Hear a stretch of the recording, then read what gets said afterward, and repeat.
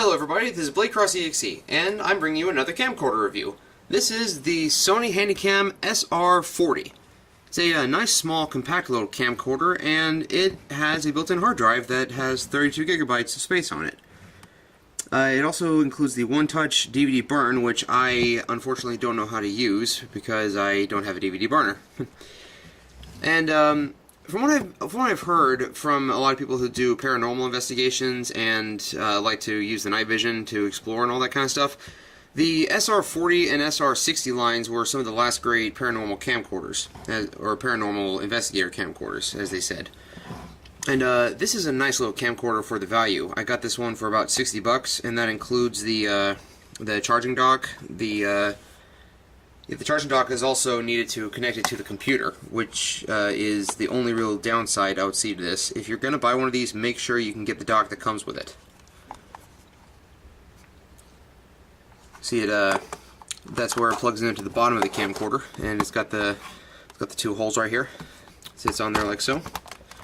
And you plug the mini USB into the back. And then it connects to the computer, and you can just take the files off it directly like that. And the dock also allows you to plug it into your TV or other monitor with AV cable. And there's the power cord. You need the power cord in order to operate the docking station. It's not independently charged. So it has the DC cable right here. Plugs in like so. Yeah, and that's how that works. I don't have it plugged into a computer right now, but that's the basic gist of how you do it. So let's go over the camera itself. Like I said, nice, small, nice and compact. It's pretty lightweight, but at the same time, it's not super fragile. The door is very wide, and but the screen is a little bit small. Let's power this bad boy on. Of course, on the top you have the slide wheel that lets you zoom in, zoom out. And it's got the buttons on the side. You can do the same thing, albeit a little bit slower. And on the side here we have the easy button to change the camcorder into easy mode. I'm still not entirely sure what that does. I haven't really been able to figure it out. Maybe it just changes the menu format. I always use it in default mode anyway. Of course you got the battery display button right here. Turns off the all the buttons and display and everything. Of course, just tap the screen again to get it to come back. The backlight button down here at the bottom, it adjusts how bright the backlight on the viewfinder is, or the LCD screen. Pull this open, we have an AV cable and a DC in slot just for this. And like with most Sony Handycams, the batteries are compatible with other cameras. And this one has a bit of a wider structure on the plastic pieces right here. That's one thing you need to take into account when buying your camcorder and buying batteries. What size battery is compatible with what? This particular one is compatible with the large battery I got with my SR12. You'll get quite the extended life on this one. You saw with just the regular battery right here, we got about 90 minutes of charge. And with the big extended battery, we get... It'll show us. Yeah, we get 521 minutes of battery life. You just take that on your family vacation, charge it once, and you probably won't need to charge it the rest of the time. This is where the hard drive is. It's got a 20 times optical zoom. It does not have a lens covered though. You're supposed to have a little plastic piece that goes over the lens. Mine didn't come with that. That's not a deal breaker for me though. And the night vision switch is on top. It's kind of hard to see from right here, but I did a little test video and some test photos with the camcorder, which I'll be showing in a little bit. I just want to give you a brief overview of how the camera works, what it looks like. Of course, you got the little wheel right here, changes modes. You can go into photo shooting mode.